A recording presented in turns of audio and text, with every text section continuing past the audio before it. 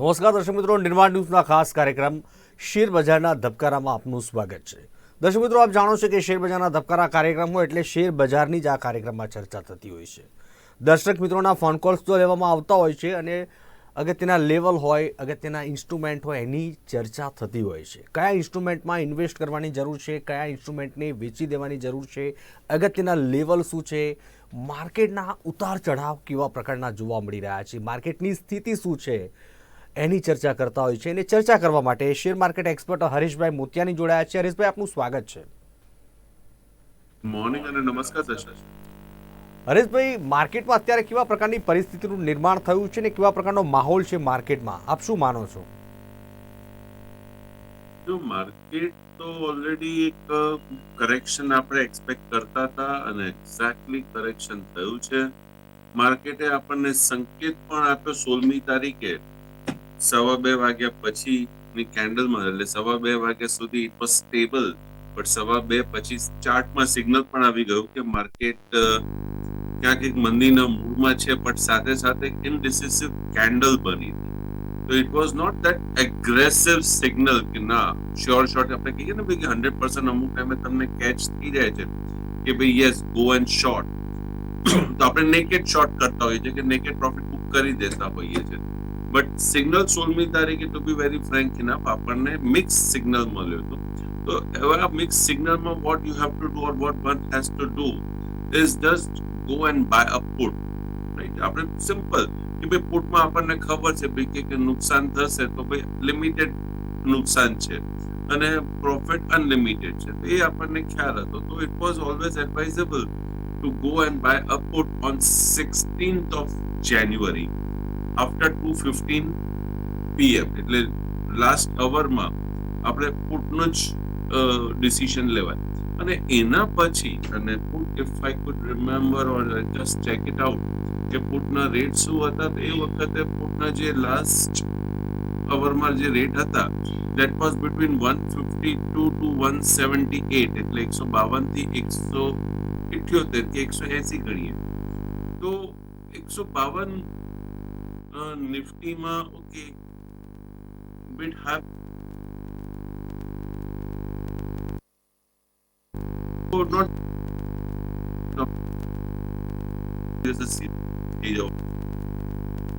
છે કે એમાં જો કદાચ 50 રૂપિયાનું બી જોખમ હોય પોઝિશનલ ટ્રેડ લેવામાં તો બી નથિંગ હાર્મ. હું 50 રૂપિયા દેટ ઇઝ 33% નું ગણીને ચાલુ છું. ઇવન 50% તો બી 80 રૂપીસનું આપણે સ્ટોપ લોસ તો ટ્રેડમાં કે ચલો આપણે ટ્રાય કરીએ, but it was not so. But કહેવાનો મતલબ છે કે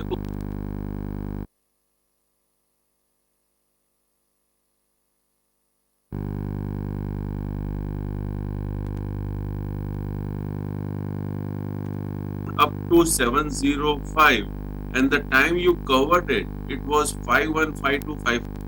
એક કલાક પછીની વાત કરું છું. તો 170 જો 3 દિવસમાં even if not 3 days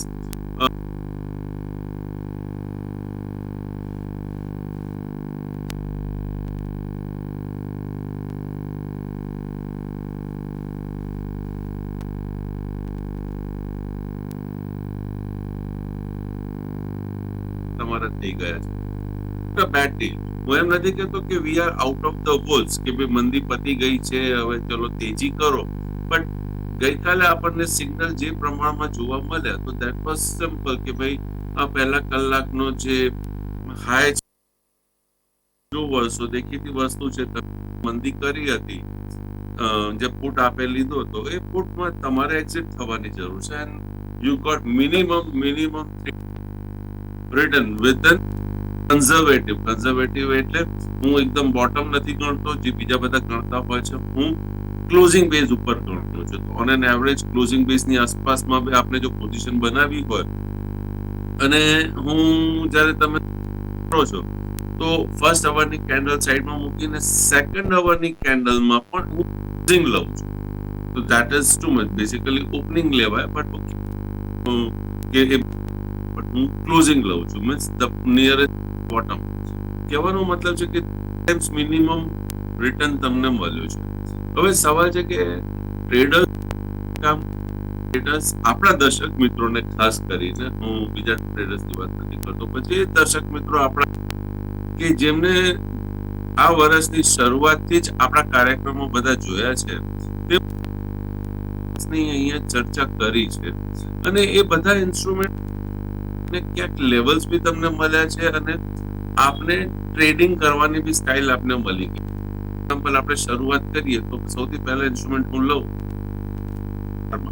તો ઓરોબિંદો ફાર્મામાં પહેલા કલાકનું આપણે રેટ લઈએ તો પહેલા કલાકે હાઈ લો 1061 109345 એટલે 1095 તો 10 એને ક્રોસ કર્યો છે, ઇટ હેઝ ગોન ટુ 1130 એટલે 35 રૂપિયાનો તમને પોઝિટિવ ટ્રેડ ગઈકાલે તમને ઓરોબિંદો ફાર્મામાં તમને મળી ગયો છે.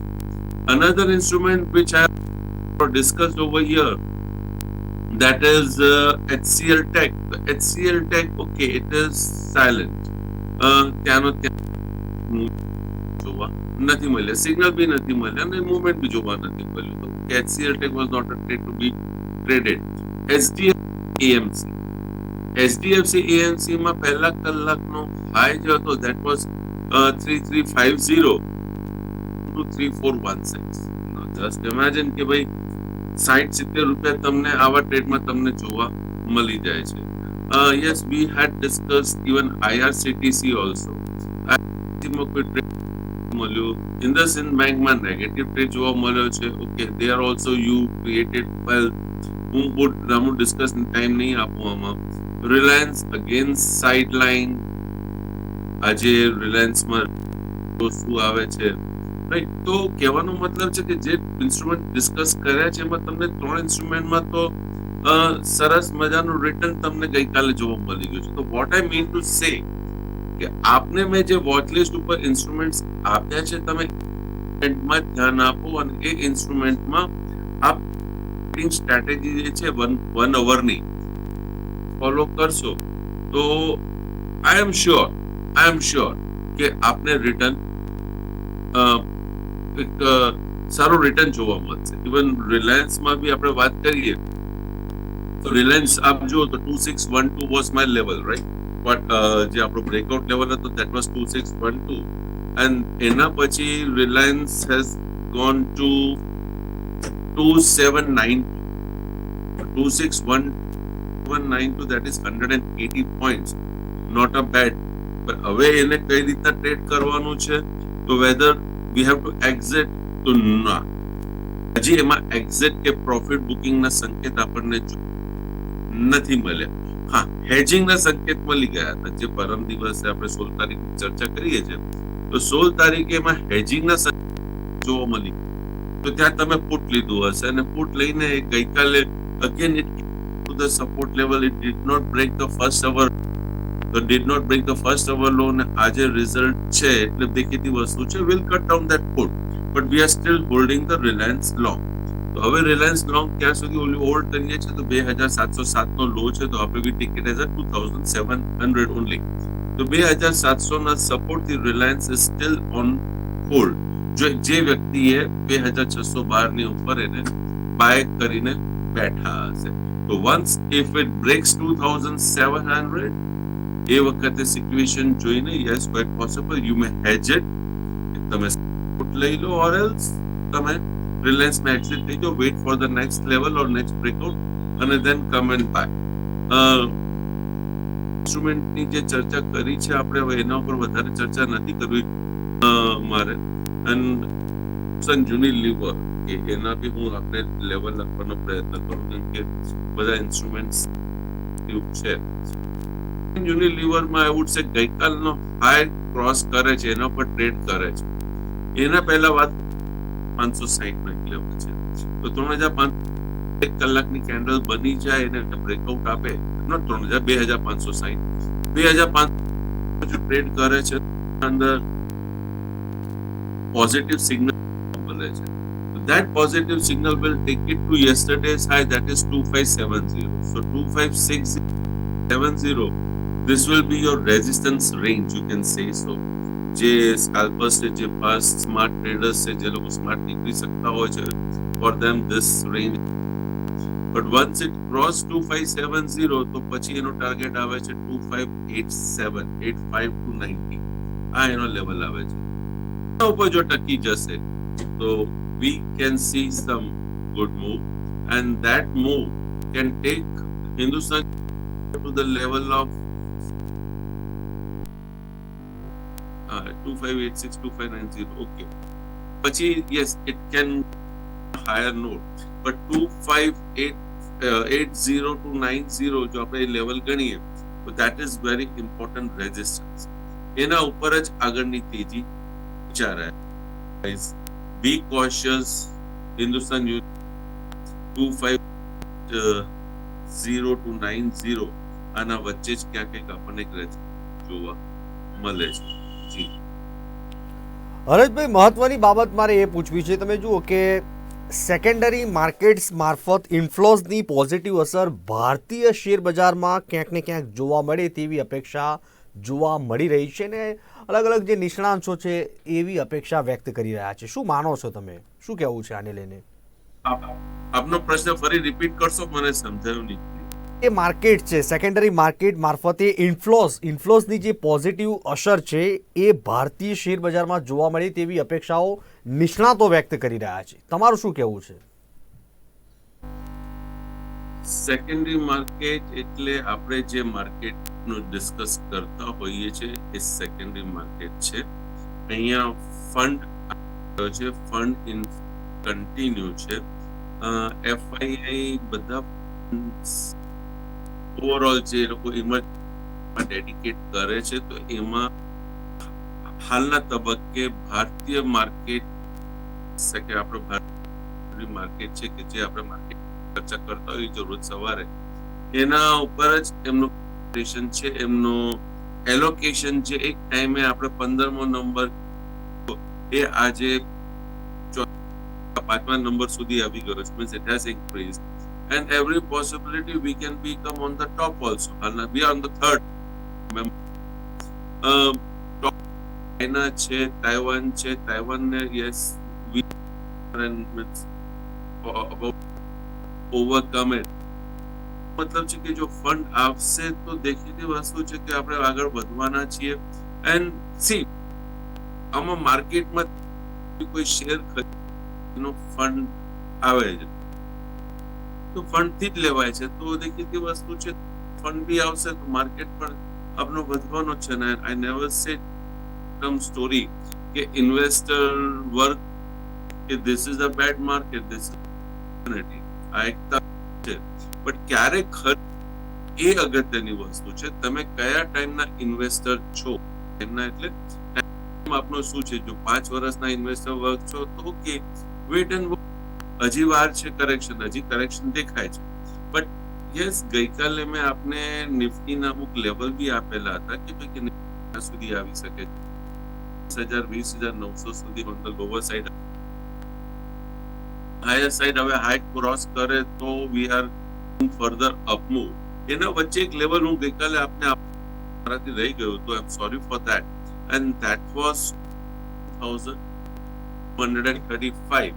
I think so. ગઈકાલે market took a U-turn from 21,285, but 21,235 again was support level કે ત્યાંથી બાઉન્સ થઈ શકે છે. મીન્સ નોટ કહું છું એટલે 235 થી બાઉન્સ થશે, 50 થી બી થાય, 285 થી બી થાય, તો હવે 25 to 21,235 is an important support level. તો quite possible આપણે બાઉન્સ પણ જોઈ શકીએ છીએ, કારણ કે વેલ્યુએશન જોવા જઈએ valuation it is coming to no. જ્યારે બી કીધું હશે પીક ઉપર છે આવા મીન્સ ઓપોર્ચ્યુનિટી. તો yes a step means gradually આજે ઇન્વેસ્ટર્સ બી ખરીદતા હોય છે તો બધા પૈસા એક સાથે નથી ઇન્વેસ્ટ કરી દેતા, ગ્રેજ્યુઅલી કરતા હોય છે. તો ફંડ માર્કેટ હજી મજબૂત આપણે ગણી શકીએ છીએ. કરી અરબિંદોની વાત હોય, HCL ટેકની વાત હોય, હિન્દુસ્તાન યુનિલિવરની વાત હોય, લાર્સન એન્ડ ટર્બોના અગત્યના લેવલ શું છે એલએનટીના? લાર્સન એન્ડ ટુબ્રો પોઝિટિવ કરો, even for the positional traders also it is a 3520. જ્યાં સુધી 3520 ની નીચે કેન્ડલ જોવા નથી મળતી, it is not weak. So a closing basis or a candle stop loss, complete daily candle stop loss of 3520 by 3520 ની નીચે જોવા મળે તો આના અંદર આપણે જોખમ ગણી શકીએ. એ કહ્યું એ પ્રમાણે 3520માં જોવા મળીએ તો ક્યાંક જોખમ ગણી શકાય. મહત્વની બાબત બીજી એ છે હરેશભાઈ, ફાર્મા સેક્ટરની આપણે અરબિંદોની વાત કરી, ખાસ લ્યુપિનના મારા અગત્યના લેવલ જાણવા છે. લ્યુપિનના અગત્યના લેવલ શું છે? લુપિન ઓલરેડી પોઝિટિવ ટ્રેન્ડમાં છે, આપણે પહેલા બી ચર્ચા કરી હતી, and it was knocking the door of the resistance જે breakout positive, it was knocking the door. Lupin માટે બી હું કહીશ કે વેરી પોઝિટિવ ઇન્સ્ટ્રુમેન્ટ. સુધી ડેલી કમ્પ્લીટ કેન્ડલ 13 નીચે ના બને, ડોન્ટ ગેટ 13790 ની નીચે ડેલી કમ્પ્લીટ કેન્ડલ જોવા મળશે, then and then only just till that time buy, it is positive. પડી રહ્યો છે એક કોલરને લઈશું. હેલો સાહેબ, મારી પાસે બંધન બેંક પડ્યા છે 330 ના ભાવના અને ઇન્ડસ ટાવર પડ્યા છે 315 ના ભાવના, અને હજી 3 વર્ષ હોલ્ડ કરી શકું છું, તો બે ના સ્ટોપ લોસ આપજો ને. ભાઈ, બંધન બેંક પડ્યા છે 330ના ભાવના, અને બીજા કયા કીધા ભાઈ તમે? ઇન્ડસ ટાવર પર કેટલાના ભાવના છે? 315 ના ભાવના. 315ના ભાવના. શું કરવું છે આપને? 3 વર્ષ હજી ઉભો રહી શકું છું, શું કરાય? હરેશભાઈ, 3 વર્ષ હજુ ઊભા રહી શકે એમ છે, શું કરવું જોઈએ આપને? તો 3 વર્ષને એમનો આપણે ભૂતકાળમાં બી ઘણી વખત જે બંધન બેંકમાં, તો બંધન બેંકનો સ્ટોપ લોસ જે 3 વર્ષ માટે છે, ધેટ ઇઝ ચર્ચા કરીએ છીએ 212. હમણાં વચ્ચે રિસેન્ટલી લો બનાવ્યો તો બાઉન્સ થયો, મેં વાત કરી, તમે બોટમ ફિશિંગ કરી શકો છો. ઓન ધ હાયર સાઇડ ઘણા બધા તમને આપેલા કે આ એક લેવલ, ત્રીજો લેવલ, ચોથા લેવલ, રાઈટ, એ રીતના મેં તમને લેવલ આપેલા, અને એક લેવલ 1 આઈ થિંક વોઝ 259 260, એ પર મેં આપને એક લેવલ આપેલા કે નંબર ઓફ હિન્ડ્રન્સીસ તમને જોવા મળશે. આનો જે બેસિક બ્રેક ઇઝ અબાઉટ 5, જ્યાં સુધી 5 ઉપર નહીં જાય ત્યાં સુધી તો આના અંદર કે તમે મોટી રેલી કે મોટું જેકપોટ કોલ તમે આમાં નથી કાઢી શકતા. But it will in this will take time. બંધન બેંક કે રાતોરાત આપણને ટ્રેડ્સ નથી આપતા, આપણને નથી આપી શકતા. એમને 330 માં લીધા છે, એમને એમનો લેવલ જોવા મળે, પણ ક્યારે જોવા મળશે આઈ કેન, એમના માટે જે પરફેક્ટ લેવલ છે that is 2, હવે જે હાઈ બન્યો છે 263 નો, રાઈટ. તો now if it makes a complete candle, complete monthly candle, મહિનામાં એ 257 નો લો બનાવે છે, આપ સમજી લો. 257 થી નીચેનો લો ના બનવો જોઈએ. જે મહિના 257 નો લો બનાવે ને એના ઉપરનો હાઈ બનાવે, પછી હાઈ 280 નો બને, 290 નો બને, okay. But once it starts about 257 complete candle, મહિનાથી પછી વીકલી ને વગેરેમાં બી આપણે પછી જોઈ લઈશું, બટ કહેવાનો મતલબ કેન્ડલ મને જોઈએ 257 ની એના પછી we can say કે it has a target of 427. પછી we can say gradually કે 427.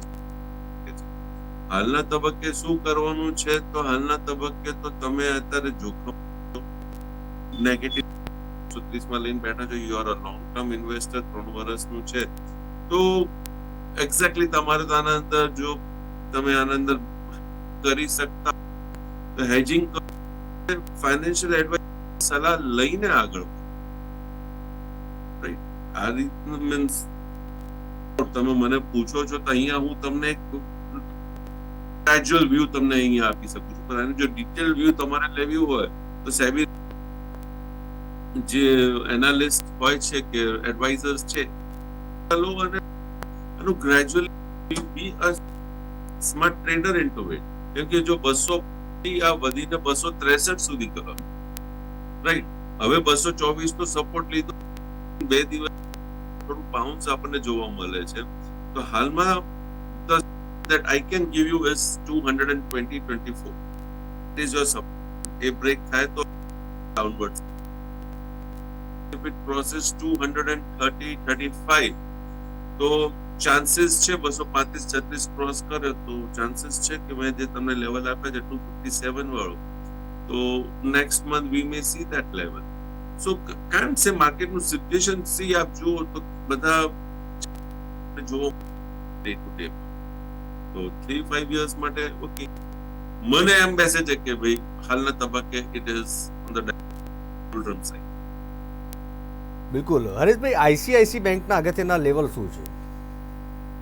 જો આઈસીઆઈસી બેંકમાં રિઝલ્ટ આવવાનું છે, I don't think so result would be good that very.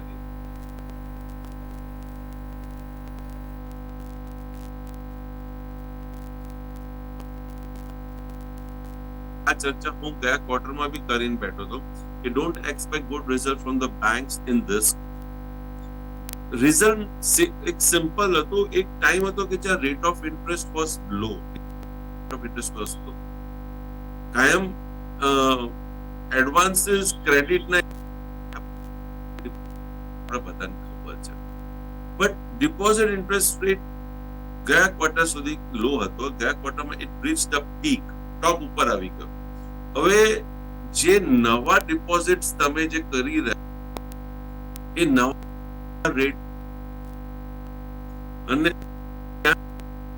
જો ટર્ન અરાઉન્ડ આવે ઇન્ટરેસ્ટ રેટમાં, એડવાન્સીસ નો રેટ ઓફ ઇન્ટરેસ્ટ તમારો ઘટશે, આપનો પ્રોફિટ માર્જિન ઘટશે. એટલે હવે તમારો profit of interest you are giving to the depositors તમે વધારો છો, અને એ સેમ એ ડિફરન્સ સેમ છે, નિમ જે કહીએ સેમ છે. think so the profit NIM would be that high જે ગયા ક્વાર્ટરમાં કે એના પહેલા ક્વાર્ટરમાં તકલીફ આવવાની છે, which can do a negative impact. ICICI bank શું કરે છે? મને તો આઈસીઆઈસી બેંક જ્યાં સુધી 1015-1020 ઉપર ટ્રેડ ના કરે ત્યાં સુધી ICICI bank I won't hold it very frankly.